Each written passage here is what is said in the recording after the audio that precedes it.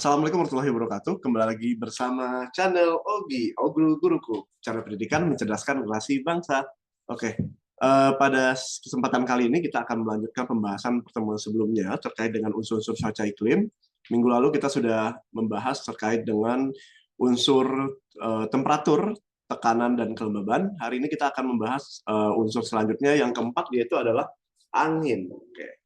Ya, mungkin teman-teman pernah merasakan ya bagaimana segarnya tiupan angin. Itu adalah salah satu unsur dari fenomena cuaca dan iklim. Ya, tanpa berlama-lama kita langsung saja ke pembahasan. Saya ingin share screen. Di sini kita mempelajari yang pertama adalah definisi dari angin itu sendiri. Angin adalah udara yang bergerak atau pergerakan dari molekul udara yang terjadi akibat perbedaan tekanan udara. Biasanya semakin tinggi perbedaan tekanan udara antar dua wilayah, maka semakin tinggi kecepatan anginnya. Berarti dari sini dapat disimpulkan bahwa yang namanya angin itu adalah udara yang bergerak dari wilayah bertekanan udara tinggi ke wilayah bertekanan rendah. Jadi konsep sifat angin itu selalu bertiup dari tekanan tinggi ke tekanan rendah. Kalau saya kaitkan dengan pembahasan sebelumnya, angin ini berkaitan dengan tekanan udara. Jadi dia disebabkan oleh perbedaan tekanan udara di antar dua wilayah. Misalkan ini adalah wilayah A, ini adalah wilayah B. Nah, pada wilayah A yang mendapatkan banyak sinar matahari misalkan, maka otomatis molekul udaranya itu akan memuai. Oke, dia memuai. Pada saat dia memuai, maka molekul udaranya akan renggang. Nah, pada saat dia renggang, misalkan ini temperaturnya adalah 30 derajat Celcius. Nah, pada saat dia renggang, otomatis berat dari molekul udara ini akan berkurang. Nah, misalkan tekanan udara yang dihasilkan pada temperatur 30 derajat Celcius itu adalah misalkan di sini 500 MB misalkan. 500 MB. Nah, beda halnya pada wilayah B. Misalkan di wilayah B ini ada fenomena yang ada di atmosfer itu misalkan awan. Nah, pada saat muncul awan, maka otomatis energi yang dipancarkan oleh sinar matahari ini akan direfleksikan atau dipantulkan oleh awan, sehingga energi yang sampai ke permukaan bumi ini semakin sedikit. Nah, pada saat dia sedikit, maka otomatis pemuaian molekul udara ini juga akan sedikit juga, sehingga molekul udaranya akan lebih menyatu, madat. Gitu. Nah, otomatis pada saat dia menyatu, maka otomatis berat dari molekul udaranya akan semakin tinggi. Gitu.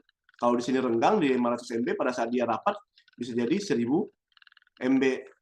Namun temperaturnya rendah. Misalkan temperaturnya di sini adalah 25 derajat Celcius. Jadi suhu dengan tekanan berbanding terbalik. Dan perbedaan tekanan ini mempengaruhi gerakan angin. Jadi otomatis kalau di sini molekul udaranya banyak, maka dia akan mencari tempat yang renggang. Gitu. Maka dia akan bergerak dari wilayah B ke wilayah A. Maka di sini muncul konsep bahwa angin itu selalu bertiup dari tekanan tinggi, ini tekanan dari tekanan udara tinggi ke tekanan udara rendah. Udara rendah. Jadi dari tekanan positif ke tekanan negatif. Maka muncullah di sini angin. Itu ya teman-teman, konsep angin itu terjadi karena perbedaan tekanan udara. Oke. Selanjutnya, ini ada dua komponen faktor yang mempengaruhi angin, yaitu adalah angin itu memiliki arah dan kecepatan. Jadi komponen faktor angin itu ada dua. Yang pertama, angin itu memiliki arah. Yang kedua, dia memiliki kecepatan. Nah, untuk menentukan arah, biasanya kita menggunakan alat yang disebut sebagai wind vane. Ini adalah alat untuk menentukan arah angin. Sedangkan untuk kecepatan, itu kita menggunakan alat yang disebut sebagai anemometer. Meter itu alat ya, alat ukur. Anemometer berarti alat untuk mengukur kecepatan angin. Nah, ini ada contoh beberapa alat yang biasa digunakan oleh BMKG, ada Badan Meteorologi Geofisika. Yang pertama adalah disebut sebagai plate anemometer. Nah, plate anemometer ini biasanya alat untuk mengukur kecepatan angin. Di sini ada platnya. Jadi plat ini plat. Oke. Plat ini itu adalah untuk mengukur kecepatannya. Kecepatan. Tetapi di sini ada weather vane. Weather vane ini digunakan untuk menentukan arah. Nah, ini adalah untuk arahnya. Jadi di dalam plate anemometer ini bisa digunakan untuk melihat dua hal. Yang pertama, kecepatan angin dilihat dari putaran platnya. Plat ini semakin besar kecepatan platnya, putarannya, maka semakin cepat tinggi juga kecepatan anginnya. Nah, biasanya kalau angin itu menyentuh plat ini, maka dia otomatis dia akan bergerak. Nah, sedangkan weather vane ini digunakan untuk menentukan arah, kemana arahnya. Nah, ini adalah alat yang pertama. Yang kedua disebut sebagai Robinson Cup anemometer. Nah, biasanya Robinson Cup anemometer ini dia memiliki 3 atau 4 cup, cup kayak gini ya, atau disebut sebagai kayak cangkir gitu loh teman-teman. Maka dia akan pada saat dia terkena oleh tiupan angin, maka otomatis dia akan berputar. Oke, dia akan berputar. Putarannya sesuai dengan rotasi ya. Semakin tinggi kecepatan putarannya berarti semakin tinggi kecepatan anginnya. Ini untuk apa namanya Robinson Cup anemometer. Kemudian yang ketiga itu ada namanya windmill anemometer. Nah, ini biasanya digunakan untuk dua hal juga. Yang pertama ini ada baling-baling ya teman-teman. Baling-baling ini untuk mengukur kecepatannya, seperti kayak kincir angin gitu ya. Jadi ini untuk mengukur kecepatan, sedangkan weather vane ini untuk mengukur arah. Nah. Ya, ini ada 3 yang biasa digunakan oleh tenaga ahli untuk mengukur kecepatan angin dan arah angin. Tetapi juga yang familiar bagi teman-teman mungkin yang ini nih.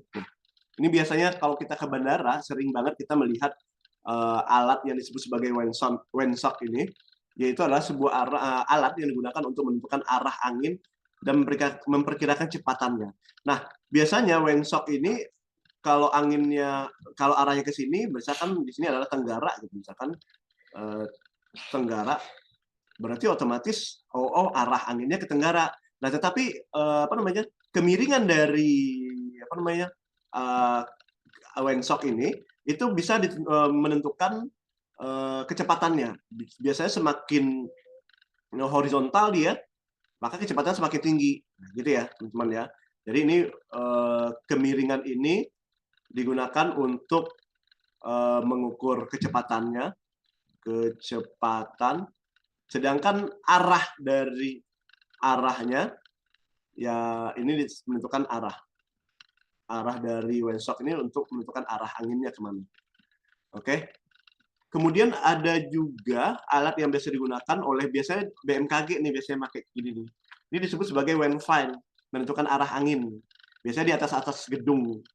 Itu biasanya ditaruh tuh wind vane. Ini hanya untuk menentukan arah aja. Ya, gitu ya. Dia kayak ada panahnya gitu loh. Ini plat ini untuk menentukan arah. Ini panahnya. Ya. Tapi biasanya di sini juga karena di sini ada ada cup juga, biasanya di sini juga bisa digunakan untuk kecepatan juga. Kecepatan. Nah, kalau yang panah ini untuk arahnya. Ya. Itu alat yang biasa digunakan untuk mengukur kecepatan dan arah angin. Selanjutnya kita akan lihat ini adalah penampakan peta tentang kecepatan angin. Biasanya BMKG yang ngeluarin nih. Teman-teman bisa lihat di sini semakin berwarna hijau tua, maka biru tua, maka dia akan semakin tinggi kecepatan anginnya. Di sini ada skalanya, teman-teman. Kalau dia warnanya biru muda, biru tua, biru pekat sampai dia agak keunguan, maka kecepatan anginnya semakin tinggi. Nah, ini isotek itu adalah garis pada peta yang menghubungkan tempat dengan kecepatan angin yang sama. Jadi kalau teman melihat seperti kok kayak garis kontur gitu kan. Nah, sebenarnya kayak garis kontur kayak ini itu adalah disebut sebagai isotek. Isotek itu adalah garis yang ada di peta untuk menghubungkan tempat-tempat yang memiliki kecepatan angin yang sama. Nah, di sini teman-teman bisa melihat ada beberapa ya angka-angka. Di sini ada 88 gitu kan. Nah, biasanya warna biru itu untuk mengukur kecepatannya ya, semakin gelap birunya maka semakin tinggi kecepatan anginnya. Sedangkan angka ini itu adalah nilai kecepatannya, nilai kecepatan anginnya, nilai kecepatan dalam satuan knot atau KT. Kemudian garis-garis yang pola-pola ini itu menentukan pola angin itu sendiri. Nah, dari sini sebenarnya isotek ini memiliki manfaat, teman-teman. Ada beberapa manfaat dari isotek itu. Yang pertama, saya jelaskan di sini, dia bisa menganalisis pergerakan angin. Satu, fungsinya atau manfaat menganalisis pergerakan angin. Pergerakan angin. Nah, misalkan dengan adanya angka-angka kecepatan ini, maka kita bisa menganalisis bagaimana pola pergerakan dan arah angin itu sendiri. Yang kedua, dia juga bisa kita gunakan untuk memprediksi pola cuaca. Biasanya BMKG itu yang bisa memprediksi perakiraan cuaca misalkan. Biasanya perakiraan cuaca yang sore ini mendung, sore ini sebenarnya dilihat dari pola peta pergerakan anginnya, teman-teman. Jadi lihat dari pergerakan awannya, kemudian kemana kecondongan arahnya itu bisa memprediksi. Memprediksi, yang kedua adalah memprediksi pola cuaca. Nah, pola cuaca ini bisa kita lihat untuk melihat badai. Misalkan badai gimana, Pak? Misalkan di sini terlalu tinggi kecepatan anginnya, kemudian terbentuk pola sentripetal. Oke, sentripetal berarti pemusatan dari ini kalau kayak tertutup kayak gini tuh biasanya udah mulai pola sentripetal nih, teman-teman. Biasanya kalau kayak gini berpotensi menimbulkan badai karena kan dia secara memusat ya. Kemudian dia juga bisa digunakan untuk selain pola cuaca ini ya, selain kita bisa memprediksi pergerakan badai, kita bisa juga untuk melihat perubahan tekanan udara. Nah, itu bisa kita prediksi dari pola cuaca ini, dari garis isotek. Kemudian yang ketiga, ini biasanya digunakan untuk penerbangan, teman-teman. Penerbangan. Nah, bagi pilot atau penerbangan, itu bisa digunakan untuk memahami kondisi cuaca. Memahami kondisi angin di jalur penerbangan. Ya,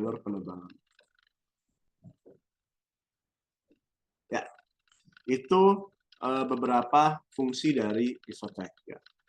Kalau untuk interpretasi petanya tadi saya singgung juga ya, sudah saya jelaskan di sini ada simbol dan legendanya bahwa warna itu menunjukkan nilai kecepatan, semakin biru maka semakin tinggi kecepatan anginnya, sedangkan angka-angka ini adalah nilai kecepatannya dalam satuan knot, sedangkan gambar garis-garis ini adalah pola dari pergerakan angin. Saya lanjutkan. Kemudian kita mempelajari gaya yang mempengaruhi. Oke. Gaya yang mempengaruhi angin itu sendiri ada 3 gaya. Yang pertama namanya gaya gradien tekanan. Nah, gaya gradien tekanan ini terjadi pada saat mempengaruhi kecepatan angin pada saat 2 isobar memiliki tekanan udara yang berbeda. Jadi kalau 2 isobar tadi itu memiliki tekanan udara yang sama, maka tidak akan ada angin. Jadi molekul udaranya nggak akan bergerak, teman-teman. Molekul udara itu bergerak kalau terjadi perbedaan tekanan. Semakin tinggi perbedaan tekanannya, maka semakin tinggi tiupan anginnya. Maka gradien tekanan itu bisa mempengaruhi gaya angin. Oke. Kemudian ini ada formulasi untuk menghitung gaya gradien tekanan yang berpengaruh pada kecepatan angin. Selanjutnya yang kedua, gaya yang mempengaruhi angin itu adalah gaya Coriolis.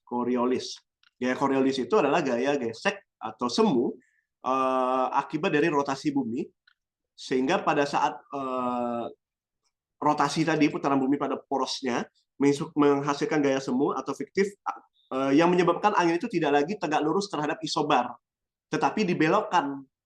Oke, dibelokkan ke kanan di bumi belahan utara dan ke kiri di bumi belahan selatan. Jadi kalau saya gambarkan ini bumi, ini kutub utara, ini selatan.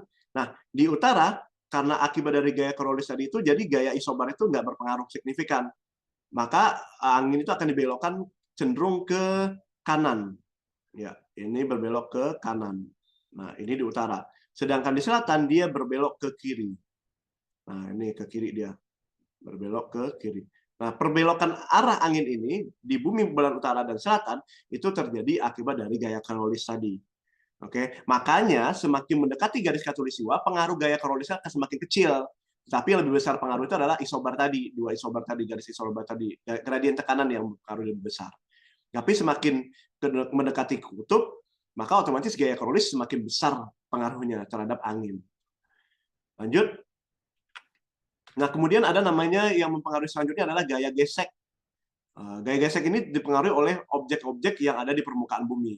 Biasanya perbukitan, gedung bertingkat pada wilayah perkotaan. Kalau cuma lihat di gambar ini, misalnya ada gedung bertingkat, pada saat kecepatan angin itu tinggi, dan dia berbenturan dengan gedung-gedung ini, maka otomatis angin itu akan melemah. Maka otomatis gaya gesek ini berpengaruh terhadap kecepatan angin. Nah, itulah kenapa kecepatan angin pada mendekati permukaan bumi jauh lebih rendah dibandingkan semakin bertambah ketinggian. Kenapa di ketinggian semakin bertambah ketinggian biasanya pengaruh gaya geseknya semakin berkurang. Berarti ini lebih tinggi dibandingkan ini karena dipengaruhi oleh gaya gesek tadi. Nah, ini dijelaskan dari gaya yang terjadi akibat kekasaran permukaan bumi. Gaya ini menyebabkan angin melemah sehingga gaya Coriolis melemah dan gaya gradien tekanan tetap. Ya, lanjut. Nah, apa aja faktor yang mempengaruhi kecepatan angin? Nah, faktor-faktor yang mempengaruhi kecepatan angin yang pertama adalah gradien tekanan horizontal, yaitu adalah perubahan tekanan persatuan jarak dengan arah horizontal dan isobar. Nah, di sini rumus yang tadi saya jelaskan ya, semakin tinggi gradiennya, maka semakin tinggi juga kecepatan anginnya. Ya. Yang kedua, letak geografis. Nah, pada gradien tekanan yang sama, kecepatan angin di ekuator lebih besar dibandingkan angin di lintang besar. Lintang besar itu maksudnya semakin mendekati kutub ya. Nah, itu karena apa? Karena dipengaruhi oleh gradien tekanan. Nah, gradien tekanan ini semakin mendekati kutub, dia akan semakin berkurang pengaruhnya karena dipengaruhi oleh belokan dari gaya Coriolis tadi. Makanya di sini dijelaskan bahwa gradien tekanan kecepatan angin di wilayah ekuator dia akan lebih besar dibandingkan lintang besar. Kemudian ketinggian tempat, seperti yang saya jelaskan tadi, bahwa pada gradien tekanan yang sama, semakin tinggi tempat, kecepatan angin semakin tinggi juga. Semakin tinggi tempat, kecepatan angin semakin tinggi juga. Gitu. Karena dipengaruhi oleh gaya gesek tadi. Dia akan semakin berkurang gaya geseknya. Kemudian waktu. Nah, pada gradien tekanan yang sama, kecepatan angin di permukaan bumi pada siang hari lebih besar kecepatannya dibandingkan angin pada malam hari. Kenapa? Karena pada siang hari itu kan ada sinar matahari. Nah, sinar matahari ini akan terpengaruh oleh kondisi dari cuaca sendiri. Misalkan di sini ada awan, di sini nggak ada awan. Berarti kan berbeda nih temperaturnya. Fluktuasi perubahan temperatur dan tekanan itu cepat pada siang hari. Nah, sehingga disitulah munculnya angin gitu. Jadi pada saat di sini berawan, ini nggak berawan, maka itu otomatis angin itu akan bertiup dari sini ke sini. Oke. Nah, maka pada siang hari itu angin lebih cenderung besar pembentukannya dibandingkan malam hari. Nah, di malam hari gradien temperatur dan tekanan itu nggak signifikan. Kan matahari nggak ada, gitu kan, tertutup oleh bayangan bumi. Sehingga kecepatan anginnya akan berkurang gitu. Seperti itu ya kurang lebih ya. Jadi karena pengaruh sinar matahari, otomatis perbedaan tekanan atau temperatur antar dua wilayah ini semakin besar potensinya. Sedangkan pada malam hari karena sinar matahari nggak ada, maka otomatis gradien temperatur dan tekanannya akan semakin berkurang sehingga kecepatan angin juga akan semakin kurang.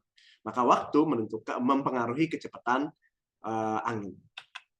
Kemudian yang selanjutnya itu adalah topografi dan kondisi permukaan bumi.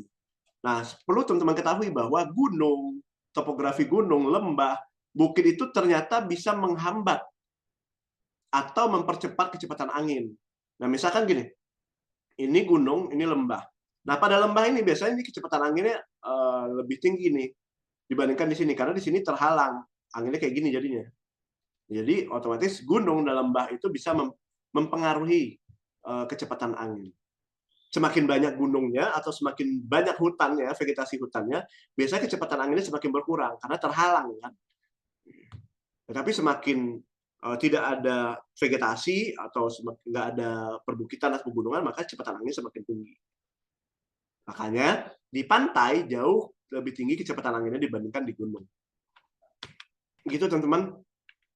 Faktor yang mempengaruhi kecepatan angin. Di sini ada jelaskan kecepatan angin yang melewati celah sempit lebih tinggi kecepatannya dibandingkan kecepatan angin yang melalui hutan lebat atau area perbukitan.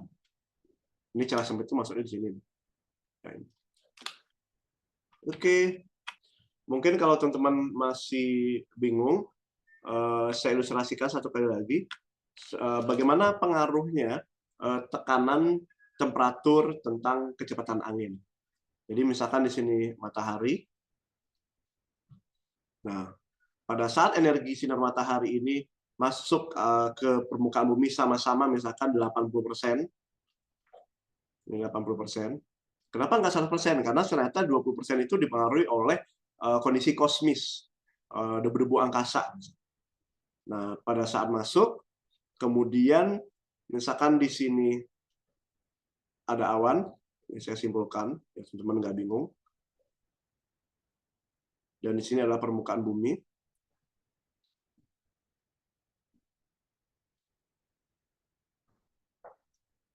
Nah, pada saat di sini masuk ke 80, kemudian dipantulkan oleh awan itu 50% atau direfleksikan, maka otomatis energi yang masuk ke sini itu hanya 30%.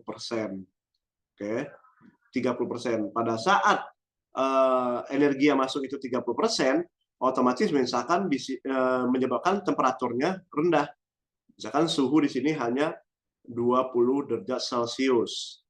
Nah, pada saat suhunya 20 derajat Celcius, bisa jadi otomatis menyebabkan molekul-molekul udara ini jadi memadat, merapat gitu. Ini molekul udaranya. Jadi dia lebih merapat ya.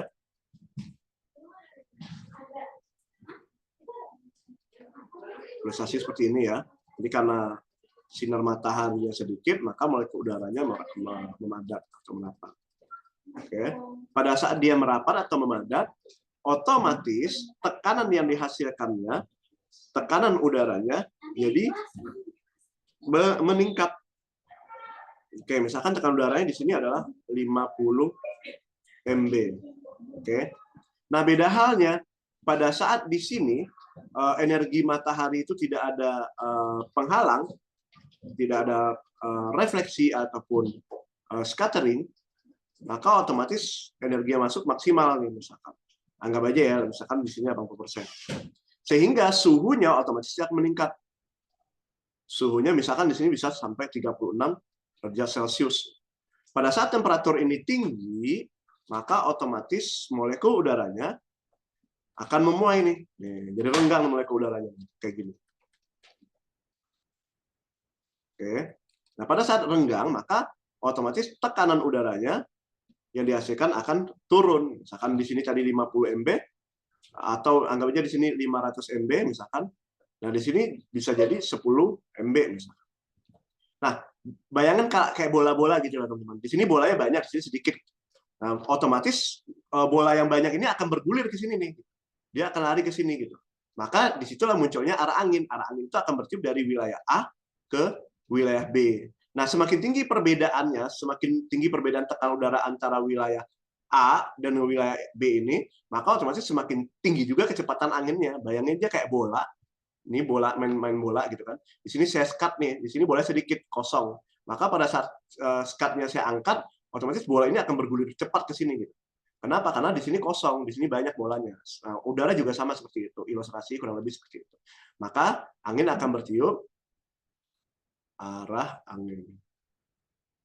Angin itu akan bertiup dari wilayah A yang bertekanan tinggi ke wilayah B bertekanan rendah. Jadi itu pengaruhnya angin yang disebabkan oleh tekanan, tekanan dipengaruhi oleh temperatur. Jadi saling berkesinambungan. Oke, cukup jelas. Sekarang kita mempelajari klasifikasi angin.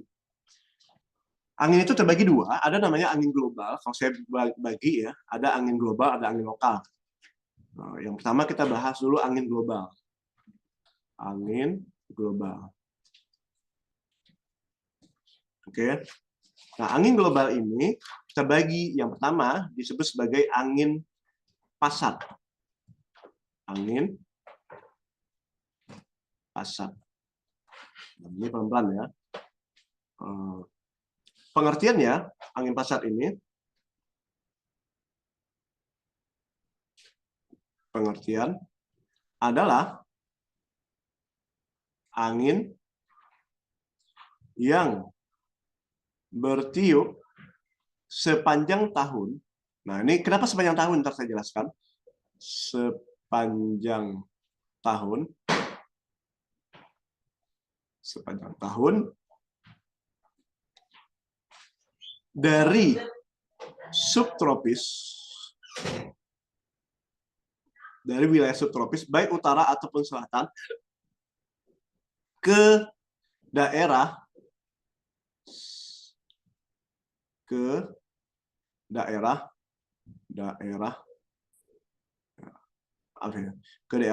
tropis. Nah, ini definisinya. Jadi angin pasat, bukan pasut ya, pasat. Angin pasat adalah angin yang bertiup sepanjang tahun. Jadi dia itu bertiup sepanjang tahun dari daerah subtropis ke daerah tropis, baik subtropis utara ataupun subtropis selatan. Nah, di sini saya akan ilustrasikan bagaimana bentuknya gambarnya. Misalkan di sini, oke, ini saya bagi dua ya. Nah, misalkan ini adalah 0 derajat. Ini 23,5 derajat lintang utara. Ini 23,5 derajat lintang selatan. Oke. Nah, ini adalah batas dari gerak semu matahari. Berarti wilayah yang ada di lintang 23,5 derajat ini disebut sebagai wilayah tropis. Oke. Nah, wilayah ini disebut sebagai tropis. Sedangkan wilayah di atas 23,5 derajat utara ataupun selatan sampai lintang sedang ini disebut sebagai wilayah subtropis. Ini subtropis. Ini subtropis. Nah, oke. Nah, kalau saya gambarkan, misalkan di sini tanggal 22 September. Matahari itu persis di garis khatulistiwa. Kemudian September, ini Oktober, ini November, nah, ini Desember nih. September, Oktober, November, kenapa nak? Ini Desember, tanggal 22 Desember. Nah, matahari persis selatan. Kemudian dia akan naik lagi ke atas. Desember, Januari, kemudian Februari, oke, Maret. Nah, di sini tanggal 21 Maret. Kemudian sini April. Naik lagi Mei. Juni. 21 Juni. Oke. Kemudian dia akan turun lagi. Juni, ini Juli. Agustus. Nah, kembali lagi ke sini. Dia akan balik lagi sini tanggal 23 September. Nah, September. Nah, ini disebut sebagai gerak semu matahari, teman-teman. Nah, gerak semu matahari ini mempengaruhi temperatur. Temperatur mempengaruhi tekanan. Tekanan mempengaruhi arah angin. Nah, angin pasat itu kenapa dia disebut sebagai angin yang bertiup sepanjang tahun dari subtropis ke tropis? Karena di wilayah ini, oke, di wilayah tropis ini sinar mataharinya maksimal 12 jam siang, 12 jam malam. Jadi kalau dibanding-banding ini dengan wilayah bumi lainnya, maka wilayah di sekitar tropis ini akan mendapatkan energi yang paling maksimal. Sinar matahari paling banyak. Oleh sebab itu, rata-rata temperatur tahunannya di wilayah tropis ini pasti akan lebih tinggi temperaturnya. Oke. Nah, yang ini maka 23,5 derajat lintang utara sampai 23,5 derajat lintang selatan ini adalah pola dari pergerakan semu matahari. pergerakan matahari. Ini adalah batas. Ini gerak semu matahari. Matahari. Jadi gerak semu matahari berarti matahari itu selalu ada di sini nih, posisi zenitalnya, posisi tegak lurusnya. Nah, batasnya hanya di 23,5 derajat lintang utara atau disebut sebagai garis balik utara, dan 23,5 derajat lintang selatan disebut sebagai garis balik selatan. Garis balik selatan. Garis balik utara. Gitu ya. Suhu, temperatur atau suhu di sini tuh selalu lebih tinggi dibandingkan suhu di sini subtropis utara dan suhu subtropis selatan. Oke, sehingga tekanan udaranya akan selalu lebih rendah dibandingkan subtropis utara. Di sini tekanannya tinggi, di sini akan selalu tekanannya rendah. Tekanannya tinggi. Jadi akibat suhunya selalu lebih tinggi dibandingkan subtropis, maka tekanan udaranya akan selalu lebih rendah dibandingkan subtropis. Nah, konsep angin tadi apa? Konsep angin adalah selalu bertiup dari tekanan tinggi ke tekanan rendah. Maka akan ada angin yang dikenal dengan angin akan bertiup dari subtropis utara ke subtropis selatan, ke daerah Khatulistiwa. Dan juga kalau dari utara ini disebut sebagai angin pasat timur laut. Timur laut. Nah, dari utara dia akan bertiup ke selatan nih, atau ke Khatulistiwa. Kenapa? Karena di subtropis utara tekanannya lebih tinggi dibandingkan Khatulistiwa. Maka angin akan bertiup dari subtropis utara ke Khatulistiwa, yang disebut sebagai angin pasat timur laut. Begitu juga sebaliknya. Angin itu juga ada yang bertiup dari selatan. Bertiup dari selatan yang memiliki tekanan udara tinggi ke Khatulistiwa. Atau dari Australia ke atas, ke Asia. Yang disebut sebagai, ini disebut sebagai angin pasat tenggara. Oke, jadi angin itu ada dua. Ada angin pasat timur laut, itu dari utara, dan angin pasat tenggara dari selatan. Dua-duanya sama-sama bergerak ke daerah tropis. Gitu. Itu ya. Nah, di sini dampaknya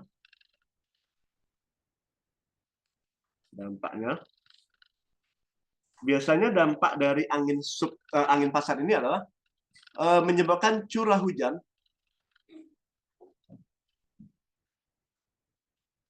di tropis ini selalu lebih tinggi.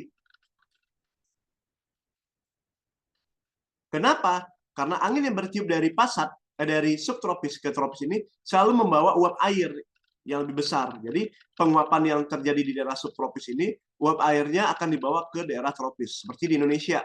Karena angin itu melewati Samudra Hindia dan Laut Cina Selatan, maka uap air yang terbawa dari laut tadi itu akan dicurahkan dalam bentuk hujan di daerah Indonesia. Begitu juga dari selatan. Nah, sehingga sifatnya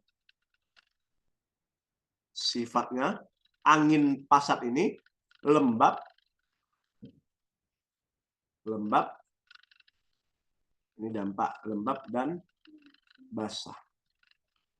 Karena sifatnya lembab dan basah, maka menyebabkan curah hujan di Indonesia itu tinggi, gitu.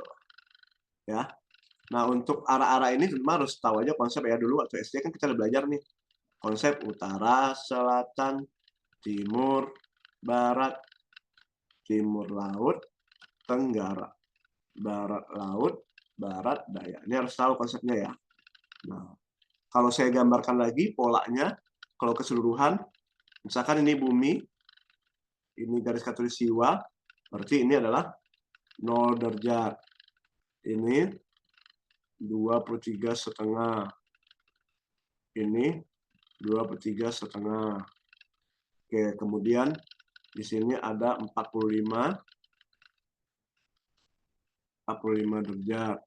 Ini 65 derajat. Ini 90 derajat. Juga sama ke bawahnya. Ini 45, ini 65, di sininya 90 derajat. Nah, ini posisinya. Nah, tadi saya jelaskan bahwa ini disebut sebagai tropis. Ini ke sini subtropis. Ini sedang. Ini kutub. Nah, ini subtropis.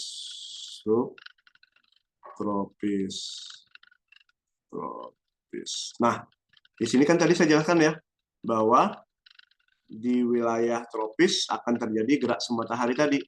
Kadang-kadang di bawah selatan, kadang-kadang di utara. Posisinya tadi ya saya jelaskan ya. Oke. Nah, sehingga di sini terjadilah temperaturnya karena selalu tinggi, maka akan terjadi pergerakan angin nih. Pergerakan angin dari daerah subtropis utara, dia akan bergerak ke selatan. Dari sini, anginnya nyampe di sini dia bertabrakan dengan angin yang dari selatan. Pada saat dia bertabrakan, dia akan bergerak secara vertikal. Nah, inilah yang disebut sebagai angin pasat. Ini pasat timur laut. Ini pasat tenggara. Oke, ya, gitu ya. Pasat timur laut sama pasat tenggara. Kurang lebih seperti itu untuk angin pasat. Nah, selanjutnya, yang kedua, ada namanya angin anti pasat. Nah, kalau ada angin pasat, berarti ada namanya angin anti pasat. Tadi kan angin pasat ya. Angin global pertama adalah angin pasat. Yang kedua, angin anti pasat. Nah, angin anti pasat itu pengertiannya adalah angin yang berbalik arah dari angin yang berbalik arah dari daerah tropis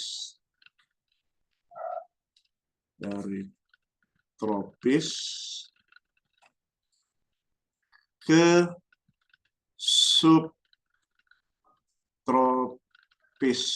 baik utara ataupun selatan. Nah, jadi yang namanya angin anti pasat berarti kebalikan dari pasat, guys. Ya, teman-teman ya. Dia berbalik arah tuh. Berbalik arah dari mana? Dari tropis ke subtropis baik utara ataupun selatan. Nah, kok bisa? Nah, tadi gambarnya tadi yang saya gambarkan tadi, saya ulang gambarin deh. Yang gambar tadi, masih ingat ya? Ini gambar bumi. Ini khatulistiwa. Nah, di sini kan tadi 23 derajat ya. Kan? Ini kan coba. Ini 0 derajat. Ini 23,5 derajat. Ini juga 23,5 derajat. Nah, ini kan subtropis nih. Subtropis. Ini tropis nih. Tropis. Ini sub juga. Subtropis. Nah, di sini kan tadi saya jelaskan bahwa gerak semu matahari kan di sini kan. Gerak semu matahari itu di sini kan. Kalau matahari di utara, kalau di selatan, ini kan polanya. Nah, otomatis karena seperti ini, maka tadi kan karena tekanan udara di sini selalu lebih rendah dibandingkan subtropis, maka otomatis kan angin tadi tuh bertiup tuh. Tadi ada namanya angin pasat ya. Nah, ada angin pasat. Angin pasat itu bertiup ke sini. Dari selatan juga bertiup ke sini. Tetapi pada saat dia bertabrakan, biasanya kan angin pasat ini berdampak menimbulkan hujan ya tadi ya. Karena kan di sini uap air besar nih. Maka dia akan jatuh dalam bentuk hujan. Nah, kemudian mentok di lapisan tropopaus atau ini sini kan ada lapisan stratosfer. Berarti sini udah nggak ada angin kan? Udah ada fenomena cuaca iklim berkurang nih. maka otomatis pada saat dia udah mentok sini, dia akan berbalik arah tuh. Berbalik arah ke utara dan ke selatan. Nah, inilah yang disebut sebagai antipasat, yang warna merah. Antipasat. Nah, angin yang berbalik arah inilah yang disebut sebagai angin antipasat. Oke ya. Nah, sehingga karena dia berbalik arah, oke, maka otomatis biasanya sifatnya karena dia sudah melepaskan hujan di daerah tropis, maka sifatnya panas dan kering. Karena uap air udah nggak ada, maka dia sifatnya panas dan kering. Sehingga dampaknya apa? Dampaknya adalah terbentuknya gurun. Maka di wilayah subtropis itu curah hujannya jadi rendah, gara-gara nggak kebagian hujan kan, uap air rendah. Maka terbentuk gurun di subtropis. Jadi kalau teman-teman lihat tuh, kenapa sih di Australia ada gurun? Di Asia Tengah juga ada gurun. Gitu kan. Nah, pokoknya wilayah-wilayah sekitar situ banyak gurun karena dia curah uap airnya dibawa ke tropis, dicurahin di tropis dalam hujan. Kemudian pada saat dia berbalik ke utara ke selatan, uap airnya udah nggak ada. Gitu. Jadi itu menyebabkan wilayah sana itu gersang dan kering. Oke, jadi dia karena dia kering, ini uap airnya tidak memiliki uap air atau sedikit uap air, ya. Maka dampaknya terbentuk gurun di daerah subtropis. Itu angin antipasat. Yang ketiga, tanpa berlama, ada lagi namanya angin siklon. Tiga, angin siklon. Ya. Nah, angin siklon ini pengertiannya adalah angin yang bergerak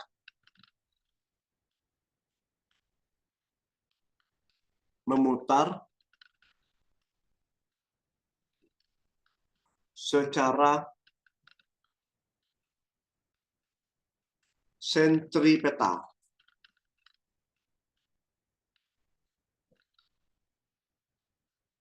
Sentripetal di sini itu maksudnya memusat.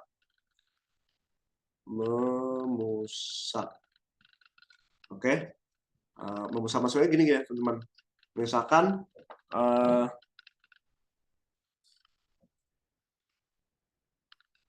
ya ini ya, misalkan di sini dari arah sini, misalkan di sini adalah tekanan udara terendah misalkan. Berarti otomatis angin dari sini ke sini, ini ke sini, ini ke sini, ini juga ke sini. Itu namanya memusat, sentripetal. Nah, angin siklon ini namanya beda-beda ya setiap daerah ya.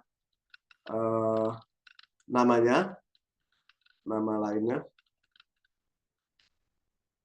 ada namanya disebut sebagai angin tornado, ada lagi disebut sebagai typhoon, ada disebut sebagai badai hayan, puting beliung. Di Indonesia namanya puting beliung. Nah, semua angin ini terjadi karena adanya badai siklon. Oke. Nah, faktornya kenapa sih? Oke, faktor terjadinya angin siklon itu terjadi akibat wilayah bertekanan negatif dikelilingi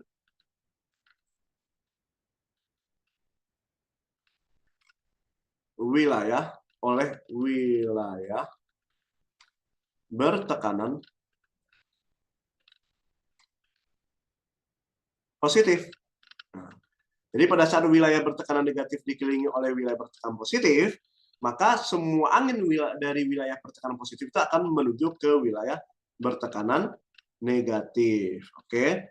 Nah, kalau saya gambarkan, gambar pertama nih, misalkan wilayah A ini tekanan udaranya adalah negatif. Sedangkan wilayah B tekanan udaranya positif. C juga positif. D juga positif. E positif juga nih. Nah, pada saat wilayah-wilayah sekitarnya ini bertekanan positif, sedangkan dia bertekanan negatif, maka secara tidak langsung angin dari wilayah B akan bertiup ke wilayah A. Oke, begitu juga dari wilayah D akan bertiup ke wilayah A. Begitu juga dengan wilayah E akan bertiup ke wilayah A, dan wilayah C juga akan bertiup ke wilayah A. Oke. Nah, ini gambar dari atas. Ntar saya liatin ada gambar awannya kayak gimana gitu kan. Nah, ini terjadi kenapa sih? Ini ilustrasi faktornya ya. Nah, kemudian fenomena positif negatif ini terjadi kenapa? Pada saat sinar matahari itu tegak lurus di atas wilayah A misalkan. Jadi saya ulangi lagi, ini A, B, C, D, E misalkan. Nah, misalkan mataharinya itu tegak lurus nih. Ini matahari. Dia tegak lurus di atas wilayah A. Nih, tegak lurus di sini gitu. Otomatis di sini wilayah A ini pasti temperaturnya tinggi nih. Oke. Pasti di sini suhunya positif. Sehingga kan suhu dengan tekanan terbalik ya. Tekanan negatif. Sebaliknya, wilayah B suhunya negatif, tekanannya positif. C juga sama, suhu negatif, tekanannya positif. E juga sama, suhu negatif, tekanannya positif. Ini juga suhu negatif, tekanannya positif. Oke, maka angin akan bertiup dari wilayah A, dari wilayah B ke A, D ke A, E ke A, C ke A. Kalau gambar dari ini dari atas ya, ya kalau saya gambarin dari samping kurang lebih seperti ini nih teman-teman. Karena di sininya suhunya positif, oke, tekanan negatif, ya, maka angin itu dari berbagai arah akan menuju sini nih kayak gini gambarnya. Nah, jadi kayak tornado kan jadi kan. Nah, ini namanya angin siklon. Oke. Nah, bagaimana sifat dan karakternya? Jadi sifat karakter angin siklon itu berbeda antara utara Katulistiwa dengan selatan. Oke. Nah, pada wilayah ini 23, ini 23, ini 0 derajat, ini 23,5 derajat, 23,5 derajat. Nah, angin siklon itu kecil kemungkinan terjadi di wilayah 10 derajat lintang selatan sampai 10 derajat lintang utara. Oke. Nah, wilayah yang berada pada lintang 10 derajat lintang utara dan 10 derajat lintang selatan ini adalah wilayah yang kecil, terutama daratannya ya, kecil pengaruh siklonnya. Pengaruh siklon. Kenapa? Karena wilayah 10-10 ini fluktuasi temperatur dan tekanan udaranya kecil. Perubahan temperatur dan tekanan dan siang malam itu tuh kecil karena gerak matahari tadi itu di situ gitu kan. Maka otomatis kan yang namanya angin siklon terjadi karena perbedaan tekanan yang signifikan antara dua wilayah. Oke. Misalkan kalau di sini wilayahnya tekanan misalkan di 1000, oke, 1000 MB, ini juga 1000, ini 1000 MB. Sedangkan di sini misalkan 50 MB. Maka angin itu akan bertiup sini. Jadi semakin tinggi perbedaan tekanan, maka semakin tinggi tiupan anginnya, kan gitu konsepnya. Maka otomatis di wilayah 10-10 ini aman dari siklon. Kenapa? Karena perbedaan temperatur dan tekanan nggak terlalu tinggi gitu loh. Nah, biasanya di lintang 45 derajat lintang utara, 45 derajat lintang selatan. Nah, di utara, di selatan. Kalau di utara, biasanya angin siklon ini terpengaruh oleh arah belokan dari gaya Coriolis tadi. Kan di gaya Coriolis itu di utara berbelok ke kanan, sedangkan selatan berbelok ke kiri. Maka otomatis angin siklon juga sama putarannya. Di utara, angin itu akan berbelok ke kanan. Oke. Sedangkan di selatan, angin siklon itu berbelok ke kiri. Nah, berarti arah tiupannya di utara berbelok ke kanan, berbelok ke kanan, selatan berbelok ke kiri. Jadi kalau ditanya arah putarannya, arah putaran angin siklon di utara berbelok ke kanan, di selatan berbelok ke kiri. Nah, faktornya terjadi akibat adanya perbedaan tekanan positif dikelilingi oleh wilayah bertekanan positif. Nah, dampaknya apa sih dampaknya? Dampak dari angin siklon itu adalah menimbulkan badai siklon. Badai siklon. Tapi badai siklon ini sering terjadinya di lautan.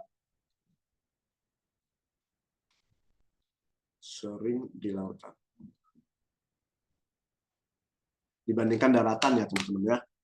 Nah, kalau saya gambarkan, kalau teman-teman pengen lihat ya bentuk dari angin siklon itu bisa diidentifikasi dari arah pola bentuk awan, gerakan awan. Jadi kalau teman-teman melihat pola awan itu melingkar kayak gini, berarti di sini adalah telah terjadi namanya badai siklon atau angin siklon.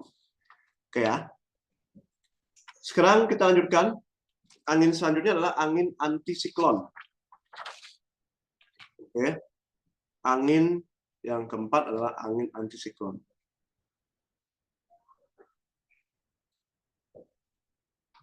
Angin antisiklon. Ya. Angin antisiklon itu pengertiannya adalah angin yang bergerak memutar secara sentrifugal.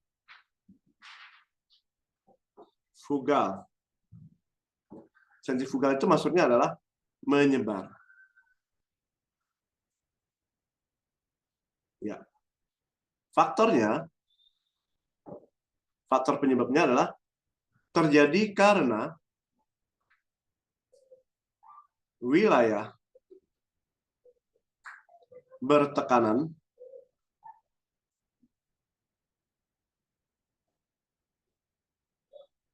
positif dikelilingi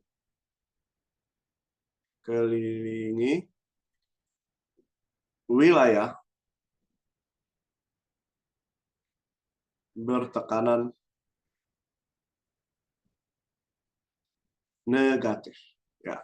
Jadi pada saat wilayah bertekanan positif dikelilingi oleh wilayah tekanan negatif, maka akan terjadi pola menyebar gitu. Nah, maka kalau saya gambarkan, gambar seperti ini. Kan, ini wilayah A, B, C, D, E. Nah, wilayah A ini misalkan suhunya negatif, sehingga tekanannya adalah positif. Sedangkan wilayah B, C, D, E itu adalah suhunya positif, tekanannya negatif. Ini juga suhunya positif, tekanannya negatif. Ini suhu positif, tekanannya negatif, suhu positif, tekanannya negatif. Maka kalau seperti ini, maka angin dari wilayah A ini akan menyebar nih. Dia menyebar ke wilayah sekitarnya. Dari wilayah A bertekanan positif, dia akan lari ke wilayah B, dia juga bisa lari ke wilayah D, atau lari ke wilayah E, dan lari ke wilayah C. Nah, sehingga pola menyebar ini kan angin selalu berarti berdasarkan tekanan tinggi, tekanan rendah. Maka dia akan menyebar. Nah, kalau saya gambar dari samping, gambarnya kayak ini. Gambar 2. Berarti ini adalah wilayah A nih. A, suhu negatif, tekanannya positif. Kan gitu ya. Oke. Sedangkan wilayah lain itu, di sini wilayah, maka anginnya gini. Nah, maka dia bisa kemana-mana ya. Ini wilayah wilayah B, C, wilayah C, wilayah D, wilayah E. Nah, gambarnya kayak gini kurang lebih. Oke. Nah, sekarang kita cek juga bagaimana pola pergerakannya di utara dan selatan. Oke. Sama di kutub utara 23,5 derajat lintang utara, 23,5 derajat lintang selatan. Nah, ini 45 derajat. 45 derajat.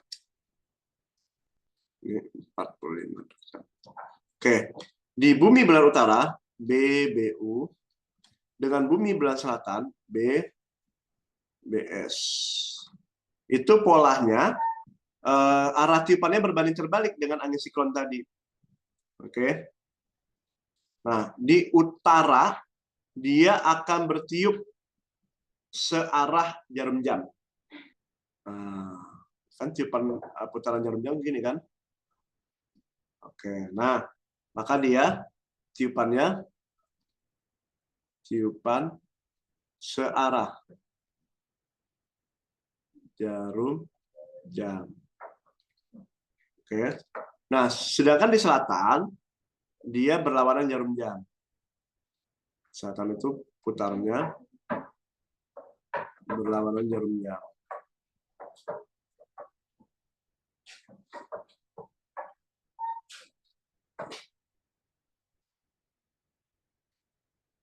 Berlawanan jarum jam. Jarum jam. Jadi kebalik dia. Antara utara dengan selatan. Oke, ini beda. Jadi kalau teman-teman lihat di sini berbelok ke kanan, di selatan berbelok ke kiri. Artinya di sini adalah kalau di utaranya karena dia ke kanan, berarti berlawanan kan searah. Berarti ini berbelok kanan berarti atau berlawanan jarum jam. Kalau di selatan berbelok kiri berarti searah. Searah jarum jam. Di sininya berbelok ke kiri. Ini ke kanan. Oke.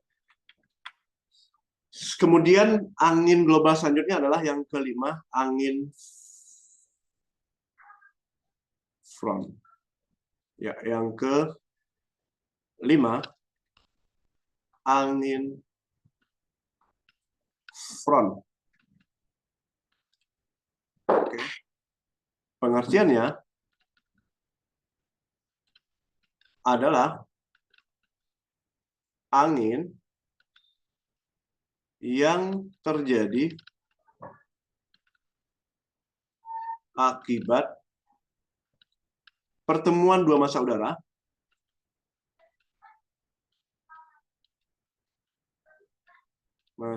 udara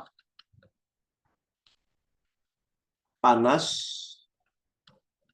dan dingin di lintang sedang.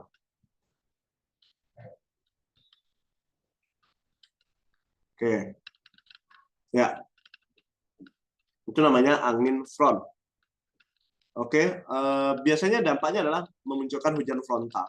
Kalau saya gambarkan di sini, ini adalah 0 derajat.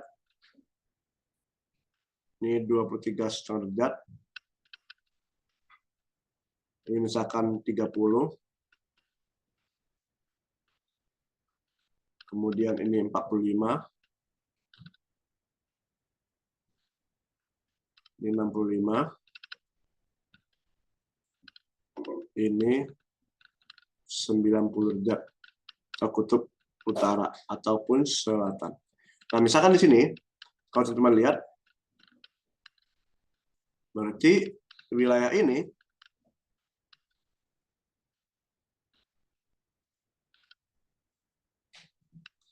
kan disebut sebagai tropis. Tropis, ini subtropis. Subtropis. Ini lintang sedang nih. Ini sedang. Ini kutub. Nah, di wilayah subtropis ke daerah tropis ini kan panas. Oke. Ini kan panas. Berarti lembab. Oke, kelembabannya tinggi. Nah, maka dari selatan atau dari tropis ke lintang sedang ini akan bergerak udara panas. Ini massa udara panas. Akan didorong oleh massa udara dingin.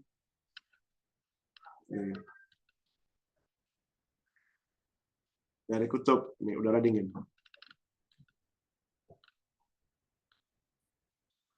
Udara dingin, oke.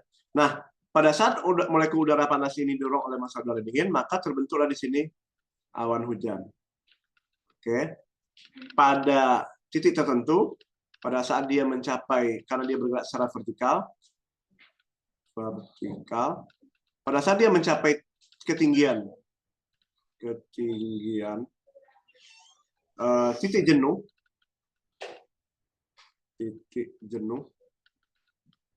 biasanya awan ini akan bisa menurunkan hujan. Oke, menurunkan hujan. Oke, maka pertemuan massa udara panas dan dingin di lintang biasanya terjadi di daerah lintang-lintang 60 sampai 65 derajat lintang utara ataupun lintang selatan. Ini disebut sebagai angin front. Oke, dampaknya, sifatnya, udara panasnya itu lembab, udara dingin sifatnya kering. Dampaknya hujan frontal. Nah, ini angin global. Yang kelima. Yang keenam, terakhir, ada lagi namanya angin muson. Angin muson. Atau disebut sebagai angin musim. Pengertiannya adalah angin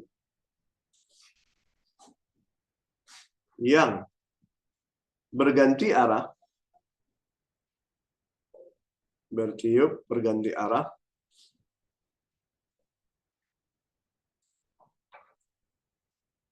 per 6 bulan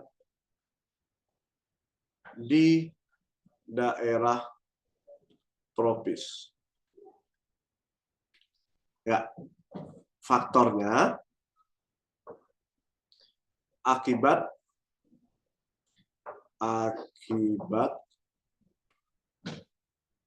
pola gerak semu matahari. Ya, jadi faktornya adalah akibat gerak semu matahari. Nah, kalau saya jelaskan lebih detail, nah sekarang kita ilustrasikan teman-teman. Coba teman-teman lihat ya. Pada saat misalkan, oke, pada saat matahari ada di selatan, oke, kapan? Misalkan tanggal 23 Desember. 23 Desember. Desember matahari di atas Australia nih. Oke, berarti matahari berada pada GBS. GBS atau garis balik selatan. Oke. Kapan matahari ada di garis balik selatan? Yaitu tanggal 23 Desember. Matahari berada di mana? Garis balik selatan. Pada saat matahari berada di garis balik selatan, maka otomatis, kalau saya gambarkan, oke, otomatis Asia, ini saya bagi nih, ini Asia, Australia. Ini Asia, Australia. Oke. Pada saat matahari itu ada di selatan tanggal 23 Desember, maka otomatis suhu di Asia itu menjadi negatif. Karena dia ada di sini, di selatan, maka suhu di Australia menjadi positif. Sehingga tekanan udara di Asia menjadi positif dan di Australia menjadi negatif. Karena suhu dengan tekanan berlalu terbalik. Maka secara tidak langsung akan terjadi tiupan angin dari Asia bertekanan positif ke Australia bertekanan negatif yang disebut sebagai angin muson barat atau angin muson barat. Oke. Angin muson barat ini bertiup kapan? Ya dari bulan ini. Kapan dia di selatan? Dan dia menurut 1 bulan ya, berarti bulan Oktober sampai April. Oke. Oktober,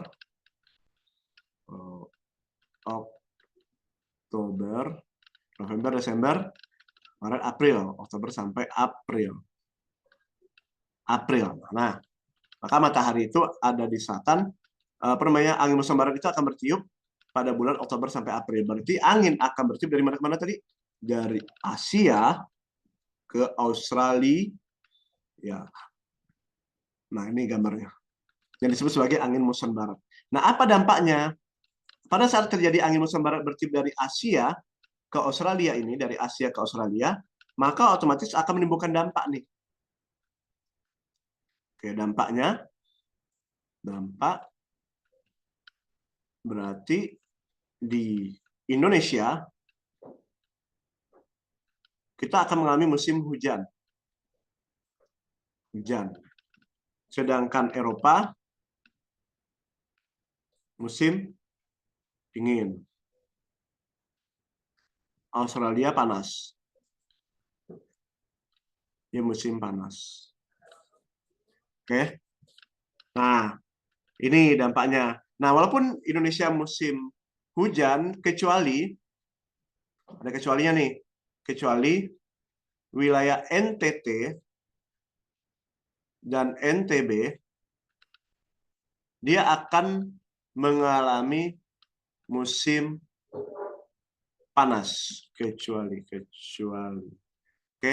Kenapa? Karena dia berbeda polanya dengan Indonesia lainnya. Jadi hampir keseluruhan pada saat Indonesia ditiupi oleh angin muson barat pada bulan Oktober sampai April, kita secara keseluruhan itu hujan kecuali NTT NTB. Karena dia terlalu jauh di timur. Karena kan menurut iklim Koppen semakin ke timur Indonesia curah hujan akan semakin rendah. Karena polanya kayak gini nih. Jadi nyampe garis khatulistiwa dicurahkan, semakin jauh dari garis khatulistiwa semakin berkurang dong uap airnya. Maka nyampe di NTT NTB udah nggak kebagian awan hujan lagi gitu. Nah, sekarang kita cek lagi yang lain. Misalkan pada bulan 21 Juni misalkan. Oke. 21 Juni.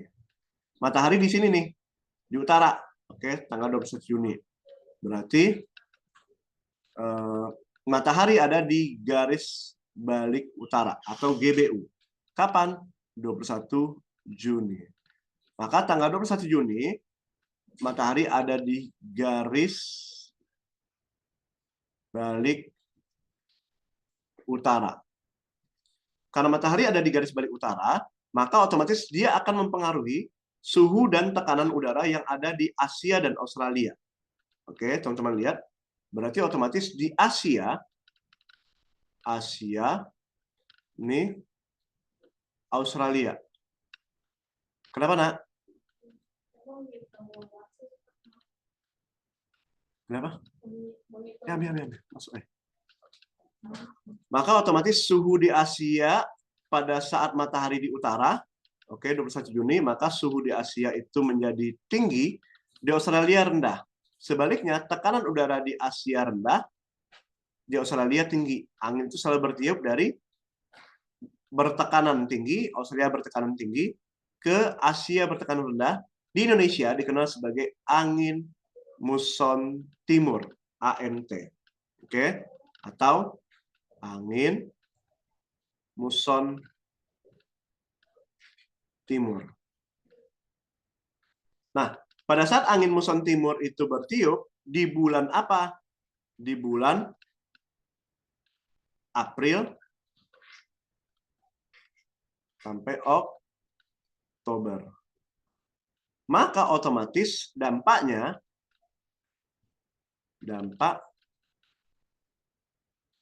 Indo itu akan mengalami kemarau. Oke, kecuali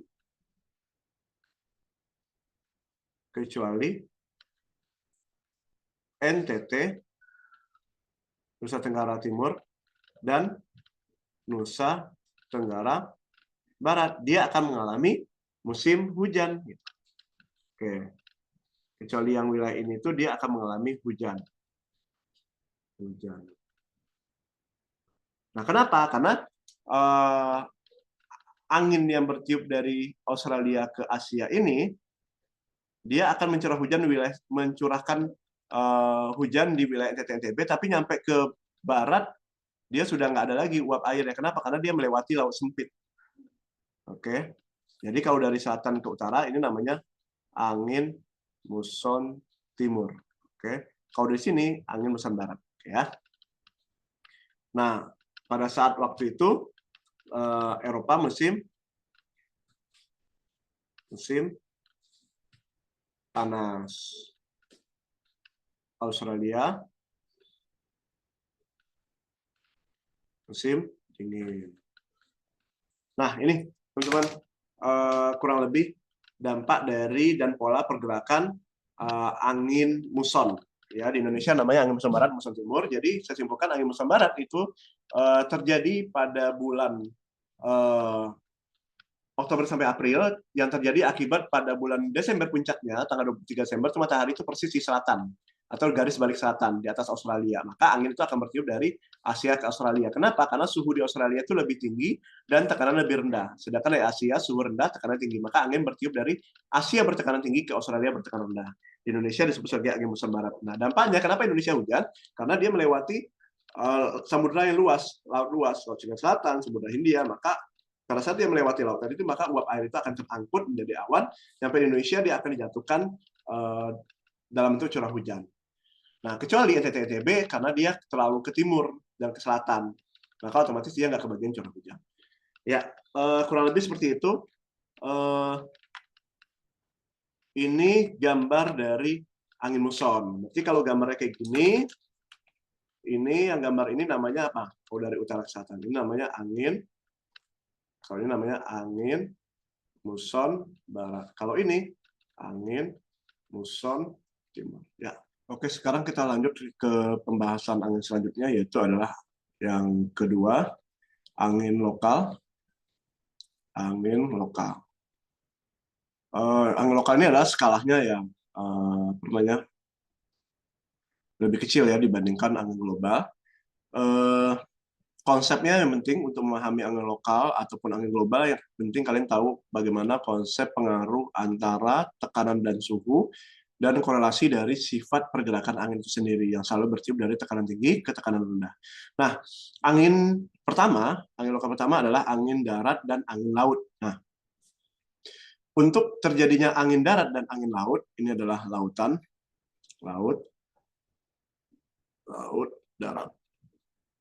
Nah, terjadinya angin darat dan angin laut itu terpengaruh atau dipengaruhi oleh sifat dari masing-masing daratan dan lautan. Di mana daratan itu karena dia terdiri dari tanah, maka daratan memiliki sifat di mana sifatnya itu adalah cepat menerima dan melepaskan panas.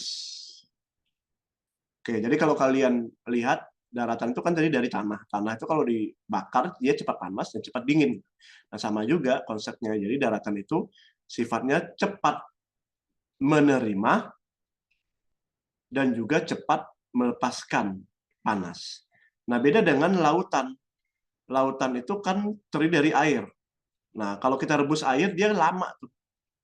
Lama panasnya, lama menerima dan melepaskan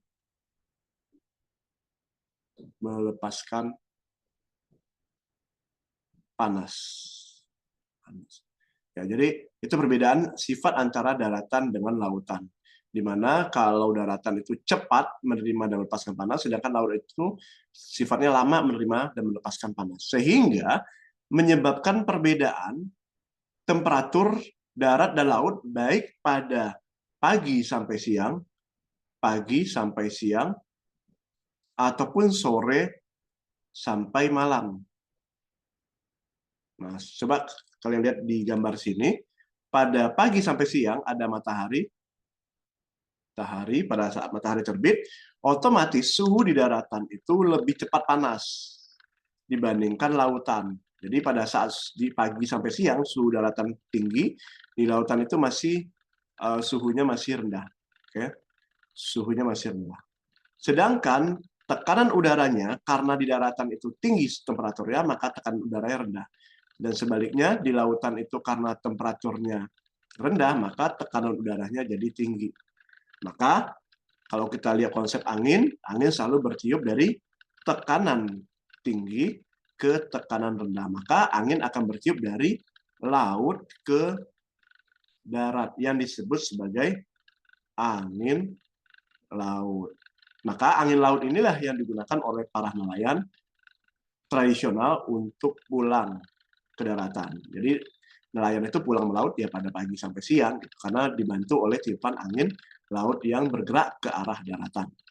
Nah, kemudian kalau kita lihat polanya sore sampai malam, di daratan ini suhunya sudah dingin karena dia cepat melepaskan panas. Karena kan matahari udah tenggelam tuh. Oke.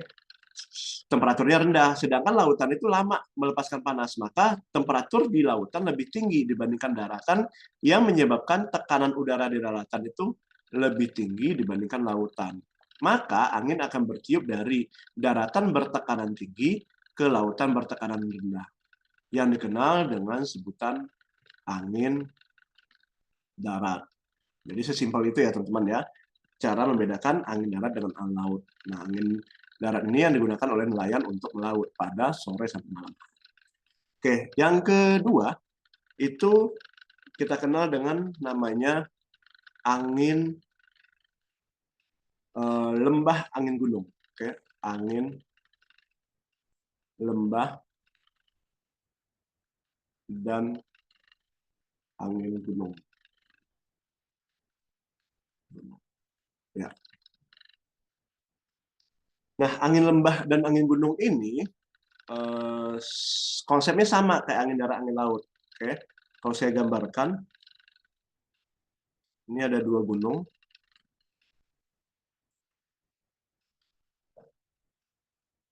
Oke. Nah, pada pagi hari, misalkan pada pagi hari saat matahari terbit,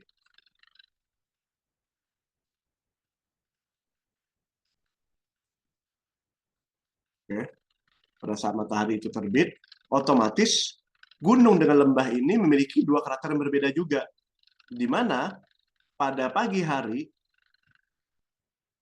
oke, yang cepat mendapatkan panas itu adalah, nah, pada pukul adalah puncak gunung. Misalnya gini nih, pada saat ini jam 6 pagi misalkan, 6.00. Ini pukul misalkan ini pukul 9. Nah, pukul 09. Nah, pada pukul 9 baru nih lembah kena panas. Oke.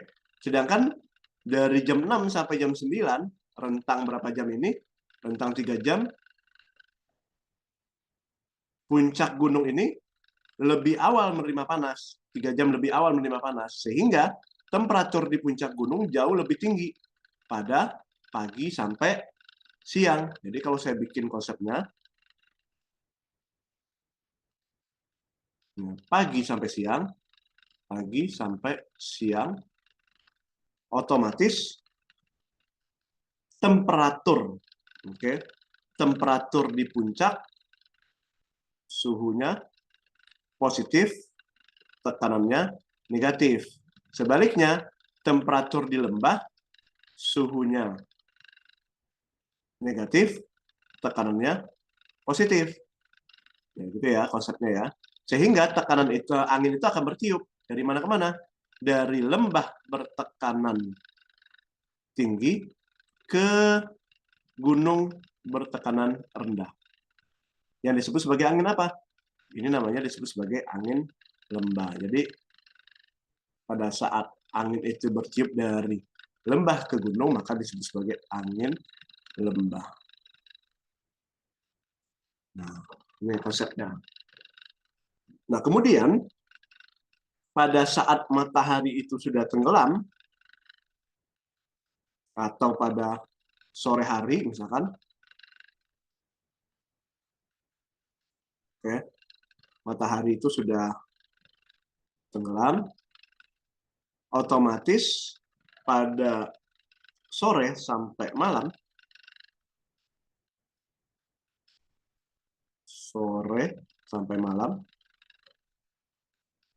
oke, suhu di puncak gunung ini sudah rendah, suhunya negatif. Sedangkan di lembah karena dia diapit antara dua gunung, maka otomatis suhunya masih tinggi karena dia lama melepaskan panas. Maka di sini temperaturnya masih tinggi. Sehingga tekanan udara di puncak gunung tinggi dan di lembah rendah. Maka angin akan bertiup dari lembah dari puncak gunung ke lembah. Karena puncak gunung tekanan lebih tinggi. Ke lembah bertekanan rendah. Maka ini disebut sebagai angin gunung. Jadi angin gunung itu bertiupnya sore sampai malam, sedangkan angin lembah bertiupnya pagi sampai siang. Jadi karakteristik yang berbeda tadi. Karena apa? Karena puncak gunung cepat menerima panas, sedangkan lembah lama menerima dan melepaskan panas.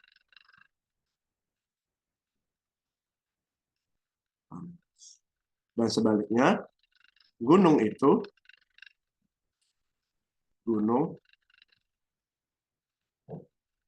cepat menerima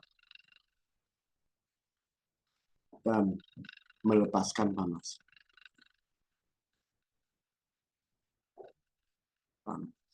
Nah, sehingga terbentuklah pola angin yang berbeda antara pagi sampai siang dan sore sampai malam.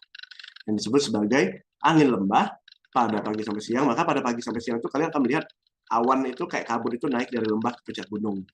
Jadi kalau kalian tinggal di daerah pegunungan itu kelihatan tuh kayak kabut naik. Gitu. Nah, itu kenapa? Karena ada angin yang bertiup dari lembah ke puncak gunung, disebut sebagai angin lembah. Oke. Tapi sebaliknya sore sama malam angin itu akan bertiup dari puncak ke lembah, yang disebut sebagai angin gunung.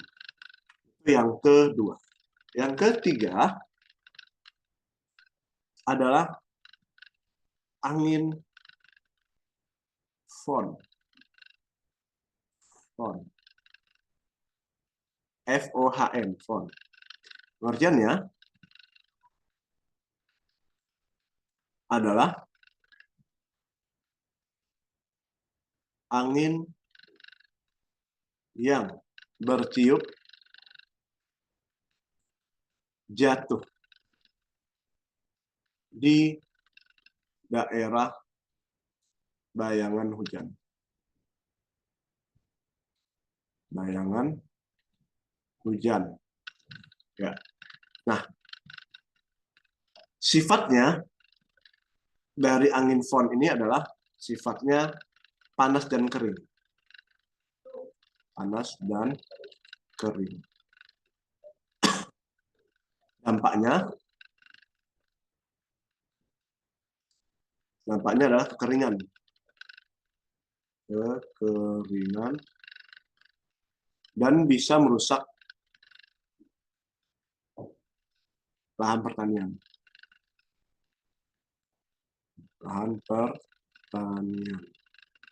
Nah, saya akan menjelaskan perbedaan antara wilayah tangkapan hujan dengan wilayah bayangan hujan. Misalkan kalau ini laut, oke, ini gunung, ini laut. Nah, sebenarnya angin FON ini terjadi di wilayah-wilayah yang konteksnya adalah wilayah yang jauh dari lautan dan berada di belakang, membelakangi laut. Oke. Nah, misalkan ini ada dua laut, ada dua gunung. Nah, ini laut, ini juga laut. Oke. Kalau kalian lihat dari konteks gambar ini, berarti wilayah yang berhadapan dengan laut, maka ini wilayah ini disebut sebagai wilayah. Nah, wilayah ini disebut sebagai wilayah tangkapan hujan. Ini disebut sebagai wilayah tangkapan hujan. Kenapa disebut sebagai wilayah tangkapan hujan? Karena biasanya wilayah yang berhadapan dengan laut ini, seperti kalau di Jakarta, pada siang hari itu biasanya kan terjadi penguapan atau evaporasi di wilayah Jakarta. Kemudian pada saat dia menguap, uap air ini akan berubah menjadi awan. Kemudian karena gunung ini tinggi, lebih tinggi daripada wilayah pantai, maka kan angin itu akan selalu cenderung bertiup ke tempat lebih tinggi. Kenapa? Karena tekanan udara di gunung itu lebih rendah dibandingkan di pantai, gitu kan? Nah, otomatis awan hujan ini akan dibawalah untuk naik ke puncak gunung. Nah, kemudian pada ketinggian tertentu awan ini akan mencapai titik jenuh dan dia kemudian akan berubah menjadi hujan yang disebut sebagai hujan orografis. Nah, ini hujan. Namun pada saat awan ini masuk ke sini, naik ke sini, maka wilayah ini disebut sebagai wilayah tangkapan hujan. Kenapa ini disebut sebagai wilayah bayangan hujan? Ini disebut sebagai bayangan hujan. Dia disebut sebagai bayangan.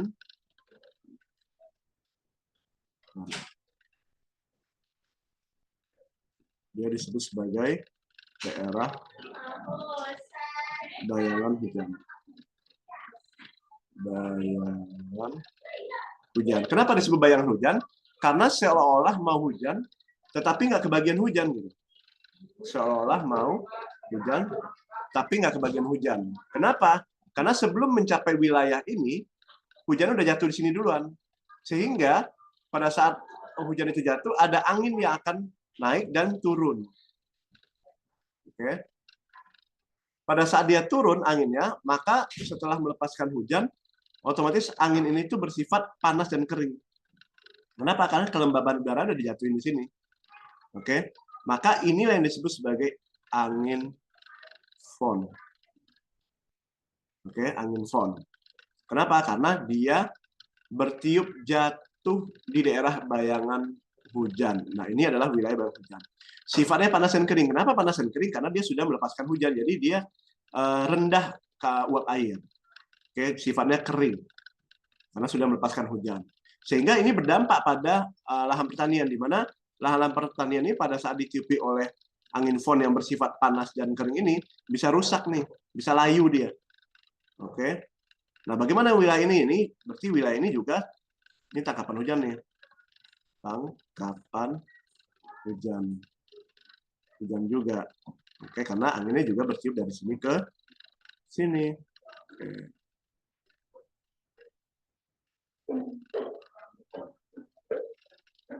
Nyampe sini, dia turun jatuh juga.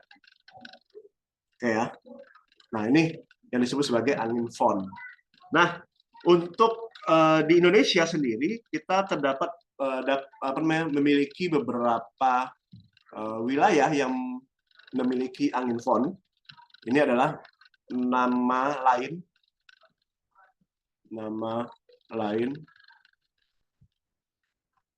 angin fon di Indonesia.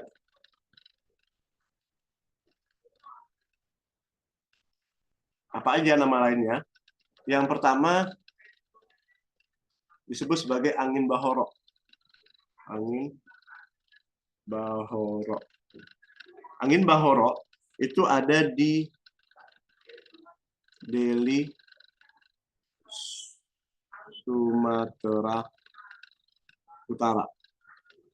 Itu angin bahoro. Jadi angin bahoro itu adalah istilah angin fon di Deli, Sumatera Utara. Yang kedua, kita memiliki angin kumbang. Angin kumbang. Angin kumbang ini terdapat di Cirebon. Di Cirebon. Cirebon itu ada di Jawa Barat. Jawa Barat. Kemudian kita juga memiliki angin gending. Angin gending. Gending. Ini adalah sebutan angin fon di wilayah Pasuruan. Pasuruan, Jawa Timur. Ada juga istilah 1, 2, 3, 4. Namanya angin brubu. Angin brubu. Ini terdapat di Makassar. Makassar, Sulawesi Selatan. Kemudian ada lagi namanya angin wambrau.